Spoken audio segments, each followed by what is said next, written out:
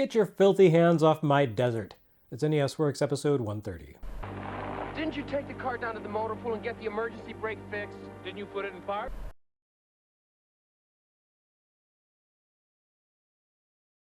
Remember Kemco? After making their NES debut with Superman and Spy vs. Spy, they go big in 1989, beginning by finding a first-party Famicom franchise and totally ripping it off before Nintendo has a chance to bring it over themselves. Famicom Wars. I'm talking about Famicom Wars here. Of course, here in the US, we know Famicom Wars as Advance Wars, and it didn't show up until 2001. So obviously, Nintendo and Intelligent Systems were totally ripping off Kemco's 1989 game, right? No, of course not. You know better than that. You're a cool person who loves video game history and watches this channel, so of course you know that the series that became Advance Wars began life as Famicom Wars in 1988. That release never reached the US, nor did its sequels for Game Boy and Game Boy Color. But the fact is that the series chugged along steadily for more than a decade before reaching the West, with the first entry showing up on Famicom about a year before Desert Commander reached America's NES. Except, whoops, Desert Commander hit Famicom as Shinsa Senraku about 4 months before Famicom Wars debuted. That's not nearly enough time for Intelligent Systems to have seen, dissected, and ripped off Kemco's game. It's another one of those cases of a bunch of different creators arriving at the same conclusion at the same time, independently of one another. Or something. And I do mean a bunch. April 1988 saw Sensha Senraku hit Famicom, followed in August by Famicom Wars, with others coming soon after that. On top of that, the Famicom version of Nobunaga's Ambition had landed on Famicom a matter of weeks ahead of Sensha Senraku, an NES release that we'll be seeing a few episodes from now. If you owned a family computer in 1988 and liked making tiny icons kill one another on a grid, you were absolutely spoiled for choice. Of course, Nobunaga's Ambition was a different sort of strategy game than the others.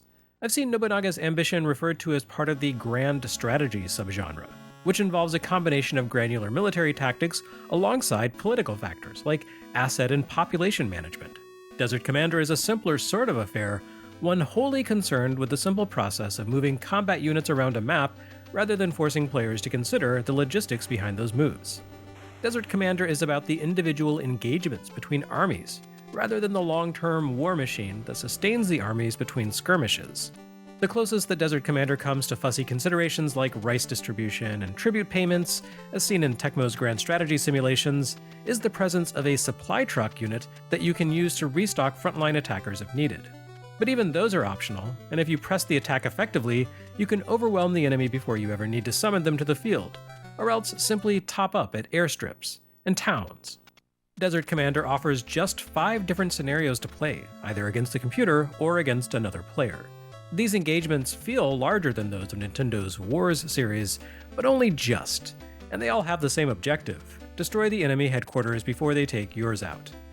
You begin each game by choosing whether to wage battle against another player or the computer, then select a map. Once you've picked a battleground, each combatant builds their army of units. These range in nature from infantry clusters to long-range bombers. In a somewhat strange design choice, you begin each conflict with a set number of points you can spend on units. That's a perfectly reasonable approach, of course, but the curious thing is that all the units have the same effective cost. Whether a bunch of little guys running around with guns, or a devastating anti-air cannon, or a bomber, they all cost 1 point. The game assigns you an army automatically, but you can swap point allocations to change your mix of units. When playing another person, you face each other with equal numbers, but in matches against the computer you have to overcome wildly imbalanced resources. As for the units themselves, well, it really is remarkable how much this game resembles Advance Wars. A series that, again, Intelligent Systems developed at almost exactly the same time that Kemco created Desert Commander. You can build your army from 10 different unit types, some of which work best as pure offense, and some of which serve a utility or defensive purpose. Each unit type has a sort of rock-paper-scissors relationship with the others. For example, a bomber is going to make paste out of most ground units, but if you come within range of the anti-aircraft guns, that's all she wrote for your air fleet. Infantry doesn't do much good against air units or armor units like tank, and a transport truck is almost completely defenseless. Put them together, however, and you can take your foot soldiers pretty much anywhere on the map, where they can absolutely lay waste to enemy AA emplacements, clearing a path for your bombers to take out enemy HQ. This isn't a 4X strategy game, so you don't need to worry about mining or resource gathering.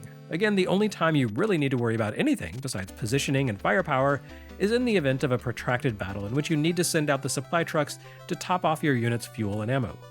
When units come into conflict with one another, their encounters play out in a format that looks almost exactly like the skirmishes in Advance Wars, that depicts the individual elements of that group, usually about 8 or 9 vehicles or soldiers, depending on the group. You don't have any control over an encounter once it begins, so all you can do is sit back and watch the results. Each unit will take damage as explosions fire off in each window, presented as elements disappearing in a ball of fire. But whichever unit has the tactical advantage, not just in capabilities but also in terms of terrain, will suffer fewer losses than the weaker unit. The resemblance to its near-simultaneous competing release Famicom Wars really is uncanny, but there's an easy answer to this mystery. Both Intelligent Systems and Kemco were just ripping off System Soft's Daisen Ryaku, which had shipped for Japanese personal computers in 1985, where it became something of a minor hit. There had been many strategy games on computers by the time Desert Commander shipped in Japan in spring 1988, but not so many on consoles. Battles in computer wargames usually played out like the ones in Nobunaga's Ambition, abstract and quick, playing out almost instantly on the map view. Daisen Ryaku also followed this format, but when conflicts flared up as units clashed, it added a little bit of visual interest to the proceedings by depicting each unit beneath the main windows as a tiny icons of soldiers and vehicles trading fire and picking one another off. Both Desert Commander and Famicom Wars simply took this idea and used the NES's graphical capabilities and constantly expanding memory options to fancy up the Daisen Ryaku concept with more visually appealing conflicts. And there's really no secret about the debt these games owe to Daisen Ryaku. Nintendo's Satoru Okada admitted in a 2002 interview available on Shmuplations that Intelligent Systems basically designed Famicom Wars on spec to sell to System Soft as a Daisen Ryaku port to Famicom. As for Desert Commander, the debt is right there in the name, Shinsa Senryaku. Daisen Ryaku translates to Grand Strategy, and Sensha Senryaku means something like Tank Strategy. Pretty common terms for a wargame title. But it was pretty much taken as understood that anyone browsing the shops grasped the implication of the title. Derivative as it may have been, Desert Commander deserves credit, as does Famicom Wars, for absolutely crushing the Famicom port of the actual Daisen Ryaku, which showed up a few months after Famicom Wars. Like I said, 1988 was stacked for Famicom strategy fans. Of course, none of that background and subtext come through here on NES a year later. We wouldn't receive a Daisen Ryaku localization in the US until 1996, when Working Designs brought Ironstorm to Saturn for an audience of dozens. And of course, Famicom Wars and its progeny wouldn't make it to America until Advance Wars in 2001, where its reception upon its September 9th launch was somewhat muted by the events of 2 days later. Then again, Advance Wars' proximity to 9/11 seems like par for the course when it comes to Nintendo war games.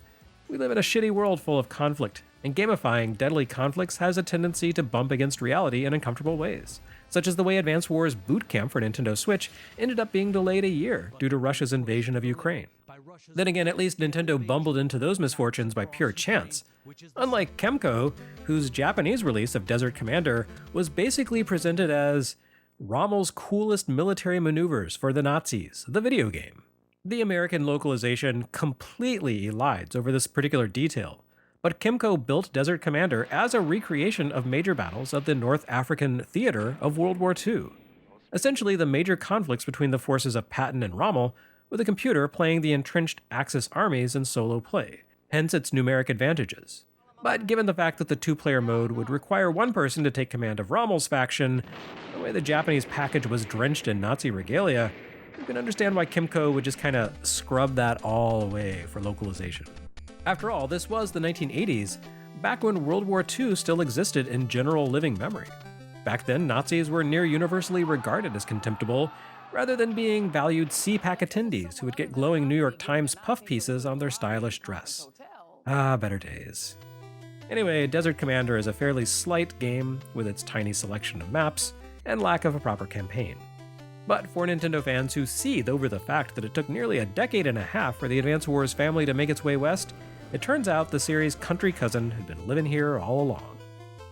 After all of that suffering in the deserts of North Africa, the NES takes a much-needed vacation to California, where the sun and the sand are softened by surfboards and hacky sacks. It's California Games. With California Games, we now have 3 of Epic's Games series represented on NES, where they feel stranded and out of place, divorced from the context of their original creation, which is to say computer games from 4 or 5 years earlier. California Games feels the least out of place, being not only the most recent original creation on PCs, but also the most in tune with the target audience of the NES in 1988. Winter Games had bundled together a bunch of Winter Olympic events, and World Games amounted to a pile of offbeat regional events wrapped in cursory encyclopedia entries. California Games give kids events they could actually relate to. I mean, NES-loving second graders probably didn't have any more personal experience surfing than they did tossing cabers, but riding bikes and playing frisbee? That has NES core demographic written all over it. Arriving on NES midway through 1989 does put California Games at something of a disadvantage. The original computer release launched in 1987, where it sat somewhat at the cutting edge in terms of these sporty minigame event compilation games, alongside Electronic Arts' Skate or Die. Both of those games attempted to engage with the budding subculture of American Gen X teens, who had been left by their bustling boomer parents to fill their lonely after-school hours with latchkey tedium. Those teens turned to casual sport activities, transforming the trends of their parents' generation into something livelier. The gentle pastime of roller skating became fast and competitive in their hands, and skateboards entered the mainstream as a form of both competition and self-expression. The classic frisbee evolved into a more refined object, capable of being used for precision aim and distance. Bicycles mutated from bulky swan-like monstrosities of the middle 20th century into lighter, smaller forms with high-performance tires capable of handling off-road races. Kids even figured out how to use bean bags for athletic ends, bobbling them around on their heads and knees and feet like they were performing tricks with a tiny floppy soccer ball. Many of these pastimes emerged from the beach culture of Southern California, where the weather rarely brought rain or temperatures below 60 degrees Fahrenheit all year round. It had all the sunny appeal and cross-continental mystique of Hawaii, with all the benefit of not needing to take an expensive flight to an ecologically fragile archipelago still visibly trapped in the process of undergoing colonial conquest. And so Epix and Electronic Arts seized upon the idea of making games around these pastimes and packaging them to the MTV generation. Both games were huge hits and made their way pretty much to every viable platform on the market in the late 80s. Indeed, California Games would go on to be the single most successful entry in Epix's games franchise. And here on NES, it feels like the more sincere of the two works. It lacks the hollow, how's it going, fellow kids of Skate or Die's edgy posture, instead presenting its mini-events with a charming lack of pomp and putting players in control of on-screen avatars that look pretty much like an average actual teenager from the late 1980s. I mention Skate or Die here not only because of their common themes, but also because there's a lot of overlap between it and California Games in terms of events. And let us not forget TNC Surf Design, that one time when LJN and Atlas licensed a trendy surf sport brand to make their own California Games knockoff. In a genre that is all about placement, California Games coming in third doesn't bode well for its fortunes. Due to its timing, most of the events here, 4 of the 6, had already shown up in some form in those other games. The half-pipe event, for example, plays almost exactly like the one in Skate or Die, all the way down to the finicky controls. You're meant to perform kickflips and other tricks as you launch yourself into the air, but as usual for these micro-event collections, this involves a series of awkward, unintuitive, and highly specific controller inputs that demand great practice and don't carry over into the rest of the game. You'd think that learning to perform half-pipe tricks might translate into skills for the surf event, which is fundamentally connected in spirit to skateboarding. Skateboards were supposedly invented by surfers for when they found themselves stuck on dry land after all, but this particular event sees you making your way up a sort of tube of water and performing tricks in midair, very much like a wet half-pipe. But those skills don't transfer over, nor do they translate into the BMX event, where you can hop into the air in order to pull off excite-bike-style techniques.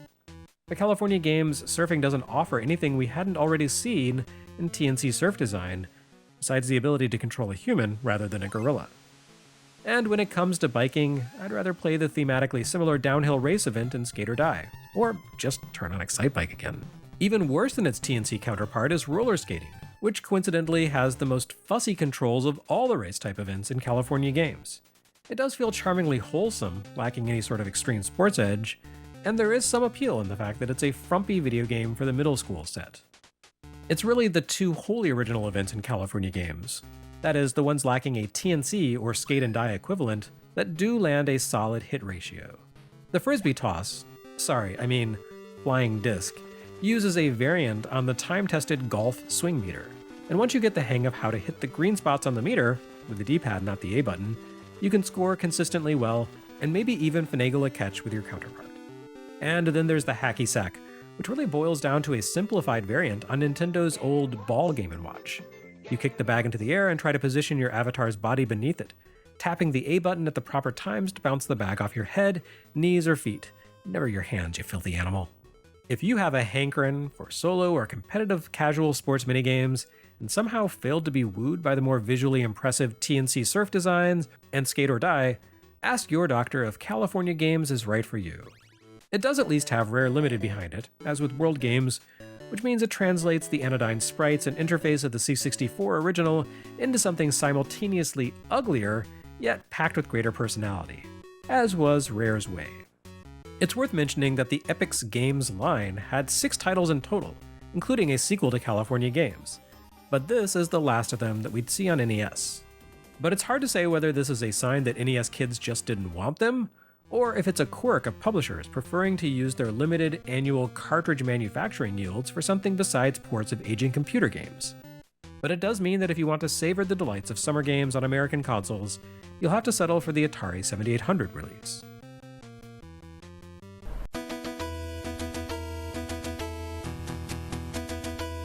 And what did Nintendo Power say? Not a lot. Desert Commander and Nobunaga's Ambition had to share a Pack-Watch page, and they were never heard from again. Compare that to the 12 pages of repetitive glurge they devoted to Bayou Billy. Clearly Nintendo was catering to a specific demographic. California Games, on the other hand, never had a feature devoted to it in the magazine, but it did show up multiple times, beginning with a blurb all the way back in the first issue, and another in the second, and a whoops, we pulled the trigger a little too early on this one paragraph in issue 3.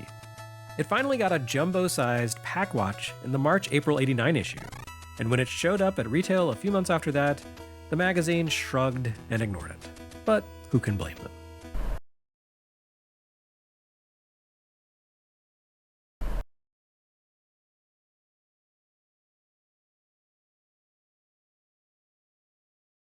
Next time on NES Works, the Cowabungas will continue until morale improves.